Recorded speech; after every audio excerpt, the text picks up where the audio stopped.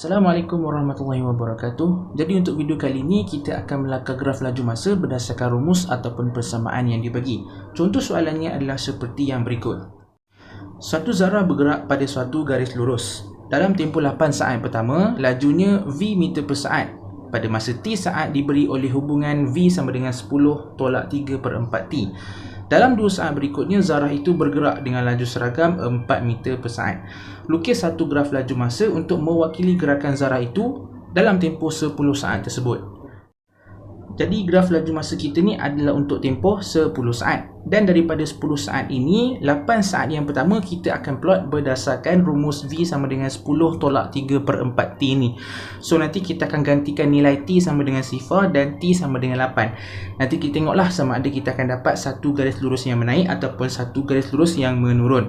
Tetapi untuk tempoh 2 saat berikutnya, iaitu daripada saat ke-8 hinggalah saat ke-10, confirm garis lurus yang kita dapat adalah garis lurus yang mendatar. Sebab apa? Sebab dia kata laju seragam pada 4 meter per saat.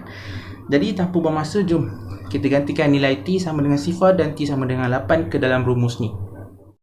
Rumus yang dibagi tadi adalah V sama dengan 10 tolak 3 per 4 T. So cikgu tulis balik, V sama dengan 10 tolak 3 per 4 T. Okey, mula-mula kita gantikan T sama dengan 0. Jadi apabila T sama dengan 0, V sama dengan 10 tolak 3 per 4 darab 0. V akan sama dengan 10. Sebab apa? Negatif 3 per 4 darab 0 akan dapat 0. Jadi 10 darab 0 dapat 10 balik. Jadi koordinat kita yang pertama adalah 0, 10. Dan seterusnya kita gantikan pula T sama dengan 8. Sebab dia kata untuk tempoh 8 saat yang pertama. Jadi apabila T sama dengan 8, V sama dengan 10 tolak 3 per 4 darab 8. 4 dengan 8 kita boleh potong, 8 jadi 2, 4 jadi 1. Jadi V sama dengan 10 tolak dengan 6. Sebab 3 darab 2, 6. Okay? Jadi V sama dengan 10 tolak 6 sama dengan 4. Jadi koordinat kita yang kedua adalah 8, 4. Ingat bila kita nak menulis koordinat, nak menyatakan koordinat, kita mesti nyatakan yang X dulu baru Y. X kita kat sini adalah masa dan masa kita adalah T. Y kita adalah laju dan laju kita adalah V. Dah dapat dua koordinat ni, bolehlah kita plotkan kita punya graf laju masa. Untuk skala graf, gunakanlah skala yang bersesuaian.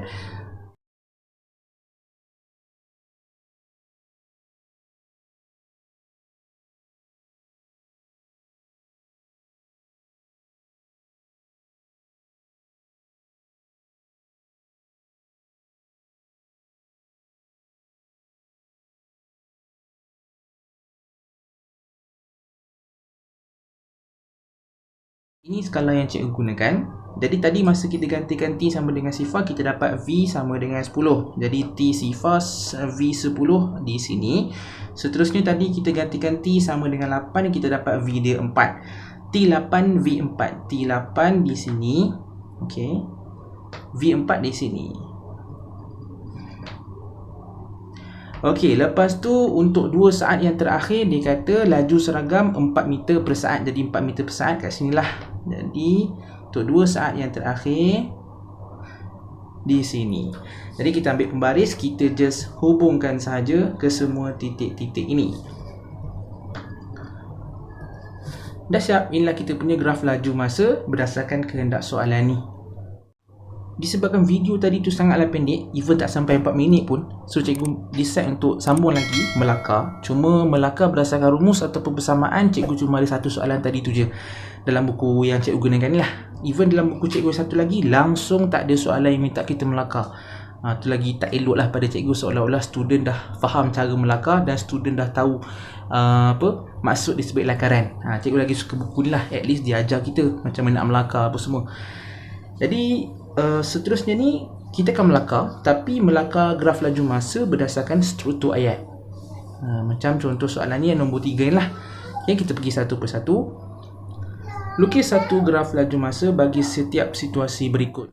Untuk yang A, suatu objek bergerak dengan laju seragam 3 meter per saat dalam tempoh 4 saat yang pertama. Okey lah, bila kita tengok laju seragam ni, kita dah boleh bayangkan dah kita akan dapat satu garis lurus yang mendatar. Untuk yang A ni, graf laju masa kita adalah untuk tempoh 4 saat dan kita punya laju paling tinggi pun kita ada 3 meter per saat. Jadi kita lakarkanlah dia punya graf tu.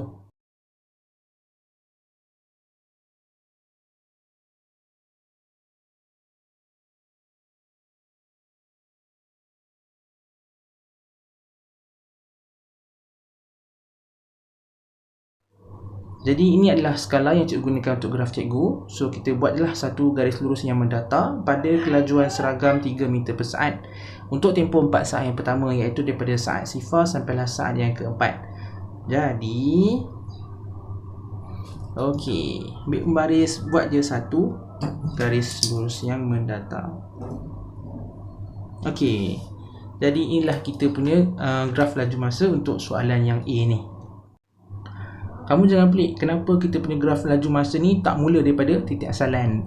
Sama je penerangan dia macam masa kita buat graf jarak masa dulu. Kadang-kadang data yang kita terima tu bukan data based on kereta ataupun kenderaan yang baru nak bergerak. Kadang-kadang data yang kita terima tu berdasarkan kenderaan yang dah bergerak dah pun. Okey, sebab itulah kadang-kadang graf yang kita buat tu tak mula daripada titik asalan. Tahu-tahu dah start daripada atas, tahu-tahu graf tu menurun je terus. Kan kalau ikut logik dia, graf tu mestilah menaik baru menurun. Tapi ada ketikanya kita jumpa graf tu awal-awal pun dah menurun. Macam kes ni, awal-awal pun dah mendatar. Sebab apa? Data yang kita terima ni berdasarkan kenderaan yang sudah pun bergerak, bukan baru nak bergerak. Seterusnya, B. Sebuah bas bermula dari keadaan rehat dan mencepat dengan seragam sehingga mencapai laju 25 meter per saat dalam tempoh 20 saat. Okey, bermula dari keadaan rehat ni maksudnya kenderaan tu belum bergerak lagi. Okey, dari kelajuan dia sama dengan sifar lah. Sebab kalau belum bergerak, laju mesti tak ada kan. Laju sama dengan sifar. Dan mencepat dengan seragam ni bukan maksud dia laju seragam. Mencepat ni maksud dia pecutan. Okey, so cikgu circle kan. Mencepat ni maksud dia pecutan. Untuk soalan B ni, kita punya graf laju masa adalah untuk tempoh 20 saat dan laju paling tinggi kita capai pun 20 meter per saat. Jadi, gunakanlah skala yang bersesuaian. Jom kita plotkan.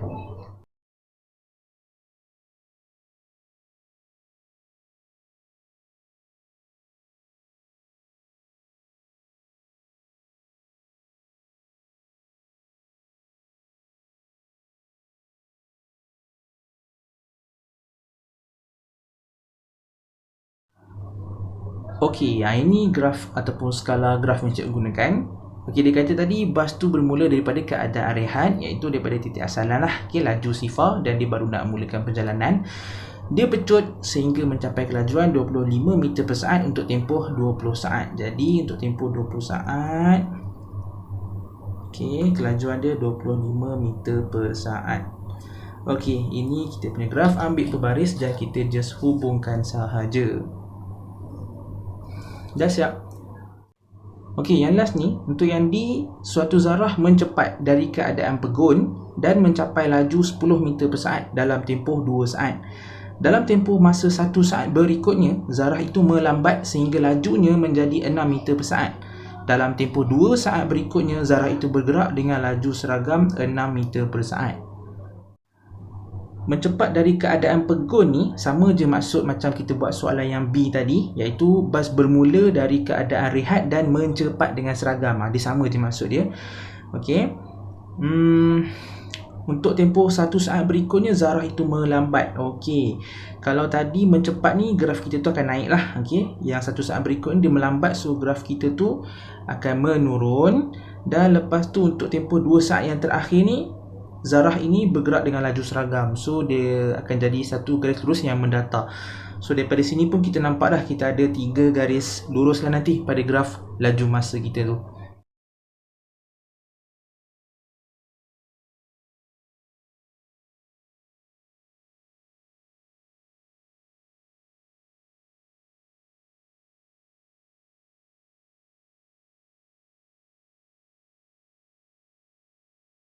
Okey, yang ini skala yang cikgu gunakan untuk graf laju masa cikgu. Dia kata apa?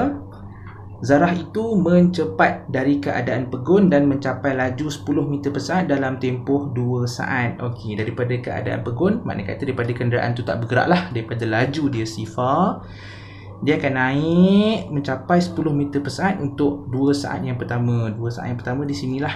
Okey, dia akan capai kelajuan 10 meter per saat. Okey, ambil pembaris, hubungkan. Nak buat last sekali pun tak apa yang pembaris ni, tapi cikgu dah tiba-tiba terhalakan. Okey, lepas tu dalam masa 1 saat berikutnya Zara itu melambat sehingga lajunya menjadi 6 meter per saat. So daripada sini dia akan turun. Okey, dia akan turun sampai capai kelajuan 6 meter per saat sahaja. Tapi untuk tempoh 1 saat berikutnya je mana kata daripada 2 hingga 3 je lah. Okey, 6 meter per saat kat sini. Okey, jadi baris sambung. Okey, ingat untuk tempoh 1 saat sahaja. Okey, yang terakhir dia kata dalam tempoh 2 saat berikutnya Zara itu bergerak dengan laju seragam 6 meter per saat. Okey, untuk 2 saat berikutnya daripada 3 sampai 5 lah. So laju seragam garis lurus yang mendatar. Okey, siap. Jadi inilah kita punya graf laju masa untuk soalan yang di.